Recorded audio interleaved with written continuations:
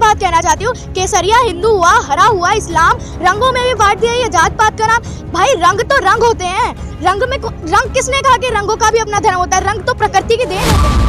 लोगों को तो मैं यही कहूँगा कि आप धर्म पालन कीजिए। अगर आपको हिंदुत्व को असली तरह से नहीं जानते हैं तो आप पढ़िए हिंदुत्व धर्म क्या होता है, राम को पढ़िए, शिव को पढ़िए, विष्णु को पढ़िए। मनोज तिवारी का विरोध क्यों नहीं होता? कंगना रनौत को देख लीजिए आप, जो कहती है 2014 में आज़ादी मिली है, उन्होंने कैसे कैसे कपड़े पहने, उन्होंने भी कितनी अश्लीलता फैलाई है। उनकी एक लॉकअप मूवी थी, उसमें भी उन्होंने भगवे रंग का कपड़ा पहन रखा था एक आदमी ने, उस पर विरोध क्यों नहीं होता?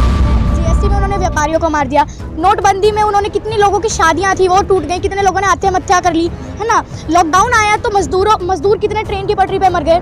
तो इन सब चीज़ों से मैं राहुल गांधी जी का सपोर्ट करती हूँ इस बात पे। और मेरे को तो लग रहा है अगर कोरोना की बात आई तो राहुल गांधी जी अकेले निकल जाएंगे, लेकिन भारत जोड़ो यात्रा अभी खत्म नहीं।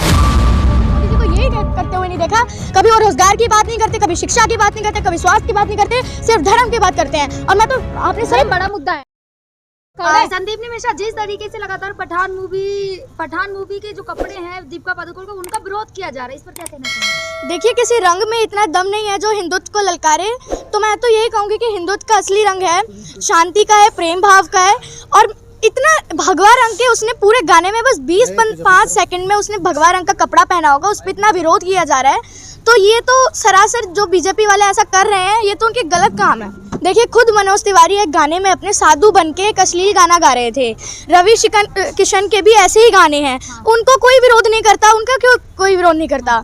और पठान मूवी पे सिर्फ इसलिए विरोध कर रहे हैं क्योंकि वो इस टाइप में बनाया गया है, क्योंकि वो धर्म अलग है, हिंदुत्व का वो धर्म नहीं आ रहा है। तो मैं बीजेपी वालों को कहूँगी कि आप धर्म की बातें छोड़ें, देश पे ध्यान दें। आप हमारा देश कहाँ जा रहा है, हमारा पूरा हिंदुस्तान को देखें, आप सिर्फ धर्म के पीछे आप जाएंगे पठान मूवी देखने? देखिए, मैं बिल्कुल जाऊँगी पठान मूवी देखने। और मेरे को तो ये लग रहा है कि पठान मूवी हिट होगी, क्योंकि SRK के फॉलोवर देशों विदेश में फैले हुए हैं। और वो मैं तो उनसे कहना चाहती हूँ कि आप अपनी ताकत को पहचानिए, सिर्फ धर्म के पीछे ना पड़िए। लेकिन पठान मूवी में सिर्फ उसने एक गाना ऐसा बना है, उस पे भी गाने के खिलाफ विरोध नहीं हो रहा है। ये विरोध हो किसका रहा है? अभिनेत्री का हो रहा है, गाने का हो रहा है, भगवा कलर का। देखिए, भगवा कलर का अपमान किया है उस अभिनेत्री, नारंगी पहना है जी, केसरिया पहना है। तो इस पे मैं यही बात कहना चाहती हूँ, केसरिया हिंदू हुआ, हरा हुआ इस्लाम, रंगों में भी बांट दिया ये जात पात का नाम।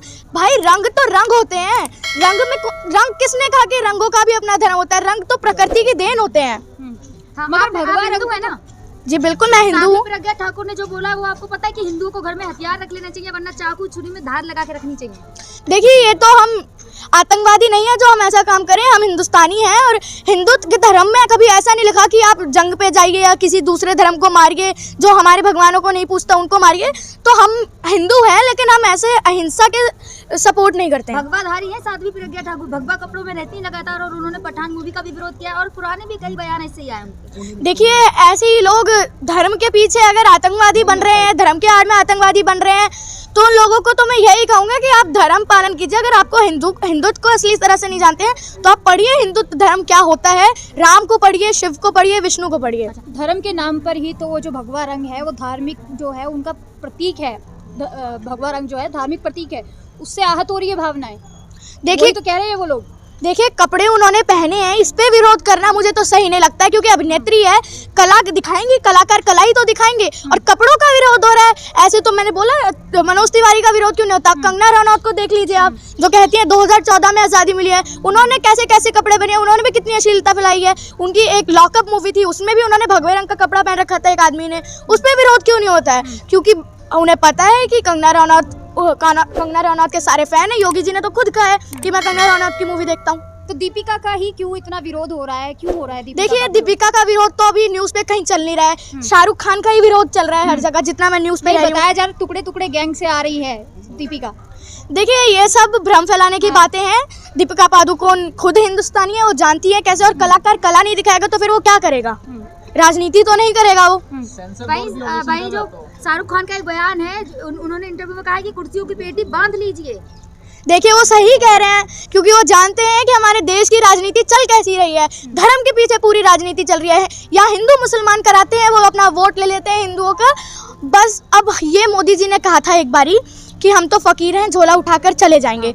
तो मैं ये कहना चाहती हूँ मोदी जी, हमने आपका 56 इंच का सीना देख लिया है, अब आपका झोले में इतनी सारी चीज़ें चली गई हैं, रेल भेल तेल सारी जहाज एयरपोर्ट सब चला गया है। तो मैं तो आपसे ये कहना चाहूँगी, आप अपना झोला उठा के ले ही जाइए और जाते वक्त झोले की हम लोग चेकिंग भी करेंगे कि क्या क्या इस झोले में समा के जा रहा है। लगातार राहुल गांधी पे सवाल उठ रहे हैं, उनकी टी शर्ट पे सवाल उठ रहे हैं कि इतनी 3 डिग्री है यहाँ का तापमान दिल्ली का, लेकिन टी शर्ट और नंगे पैर में है।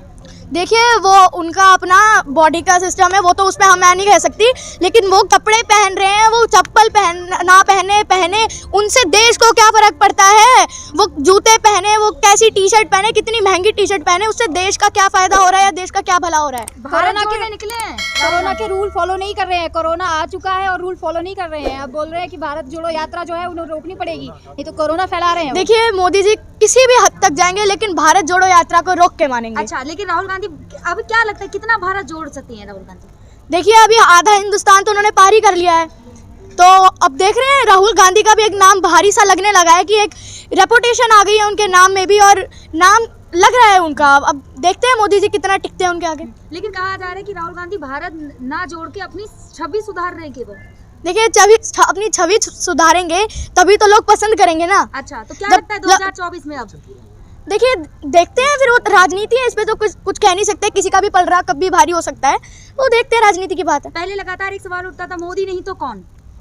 देखिए मोदी नहीं तो कौन, मोदी नहीं होगा तो मैं तो कहती हूँ मोदी है तो मुश्किल है, लेकिन अब मुमकिन देखते हैं अगर 2024 में कुछ मुमकिन ही आएगा जो आएगा, क्योंकि ये 56 इंच का सीना जो कहते हैं, ये तो मेरे को तो लगता है 56 इंच का पत्थर है, किसी पे भी गिर जाता है। कभी हमारी ऑक्सीजन की पाइपलाइन पे गिर गया था, लॉकडाउन में मजदूरों के सीने पे गिर गया था, और ये तो पत्थर ही है, इसका तो कुछ कह नहीं सकते। लेकिन हाँ, एक पत्थर भी छन्नी हथौड़ा से टूट जाता है, तो हम कोशिश कर रहे हैं कि अब इस पत्थर को तोड़ के मारेंगे। क्या लगता है दिल्ली राजधानी है यहाँ और राहुल गांधी बड़े नेता हैं एक कांग्रेस के, उनकी सुरक्षा में चूक हुई है दिल्ली में? देखिए उस पर मैं अभी कुछ कह नहीं सकती, क्योंकि क्या पता सुरक्षा में चूक हुई हो, क्योंकि नेताओं का मैं भरोसा अभी बिल्कुल नहीं करती हूँ जब से ऐसी पार्टियां आने लगी हैं। लेकिन हाँ, अगर उनकी सुरक्षा में चूक हुई है तो ध्यान देना चाहिए दिल्ली सरकार को। मतलब क्या है आपका? देखिए वो तो समझदार के लिए इशारा काफ़ी होता है, लेकिन हाँ मैं मोटा भाई छोटा भाई की बात कर रही हूँ, जो अभी गुंडागर्दी कर रहे हैं पूरे देश में। कर रहे हैं गुंडागर्दी? देखिए मोदी जी और अमित शाह जी कर ही रहे हैं। आप देख सकते हैं जहाँ पर भी हिंदू मुस्लिम की बात बहुत आगे आती है, विकास की बात कहीं नहीं आती है। देश में 3 चीज़ें बहुत ज़रूरी हैं, शिक्षा, स्वास्थ्य और रोजगार। और आप मोदी जी से इतना खफा हैं? देखिए मैं उनसे खफा नहीं हूँ, मैं उनके काम से खफा हूँ। कौन से काम से खफा हैं? देखिए जीएसटी में उन्होंने व्यापारियों को मार दिया, नोटबंदी में उन्होंने कितनी लोगों की शादियां थी वो टूट गई, कितने लोगों ने आत्महत्या कर ली है ना, लॉकडाउन आया तो मजदूर कितने ट्रेन की पटरी पे मर गए। तो इन सब चीज़ों से मैं खफा हूँ, और सबसे ज़्यादा मैं दुखी इस बात से हूँ जब से मोदी जी की सरकार आई है, वो लोग सिर्फ हिंदुओं का सपोर्ट करते हैं। क्या मुसलमान हिंदुस्तानी नहीं है? अच्छा, क्या मुसलमान हमारे देश के लोग नहीं हैं क्या? आप अगर प्रधानमंत्री हैं तो आपको ये देखना चाहिए कि ये हिंदुस्तानी है, मैं इनका हिंदुस्तानी का एक प्रधानमंत्री हूँ हिंदुस्तान का, मैं उस तरह से सपोर्ट करूंगा। ये नहीं कि ये हिंदू है इसलिए इनका राम मंदिर बना दिया। केवल हिंदुओं का सपोर्ट करते हैं, लेकिन सबको साथ जोड़ने की बात करते हैं ना। मोदी जी का नारा है सबका साथ सबका विकास सबका प्रयास, तो उसमें हिंदू मुस्लिम तो नहीं है ना, सबका साथ है। देखिए नारे तो ऐसे उनके, मैं तो कहती हूँ उनके तो जुमले होते हैं, कौन भरोसा कर सकता है उनके बात पर। अच्छा, राहुल गांधी कश्मीर तक जाने की बात कर रहे हैं, कश्मीर वो इलाका है जो सबसे सेंसिटिव इलाका माना जाता है। देखिए मैं राहुल गांधी जी का सपोर्ट करती हूँ इस बात पे, और मेरे को तो लग रहा है अगर कोरोना की बात आई तो राहुल गांधी जी अकेले निकल जाएंगे, लेकिन भारत जोड़ो यात्रा भी खत्म नहीं होगी। मंदिर मस्जिद बनाना बहुत जरूरी है, या विश्वविद्यालय या फिर यूनिवर्सिटीज बनाना? मैंने बोला ना 3 चीजें सबसे ज्यादा जरूरी है। मैंने आज तक मोदी जी को यही करते हुए नहीं देखा, कभी वो रोजगार की बात नहीं करते, कभी शिक्षा की बात नहीं करते, कभी स्वास्थ्य की बात नहीं करते, सिर्फ धर्म की बात करते हैं। और मैं तो आपने धर्म बड़ा मुद्दा है ना, इसीलिए धर्म की बात करते हैं। देखिए धर्म बड़ा मुद्दा नहीं है, इन लोगों ने, हम लोगों की गलती है कि हम लोग इन लोगों को धर्म का मुद्दा बड़ा बनाने के दे रहे हैं। जब तक कांग्रेस पार्टी थी तब तक तो धर्म का मुद्दा बड़ा नहीं आया, वो उन लोगों ने तो कभी धर्म की बात नहीं छेड़ी। इसी पार्टी में ऐसा क्यों हो रहा है?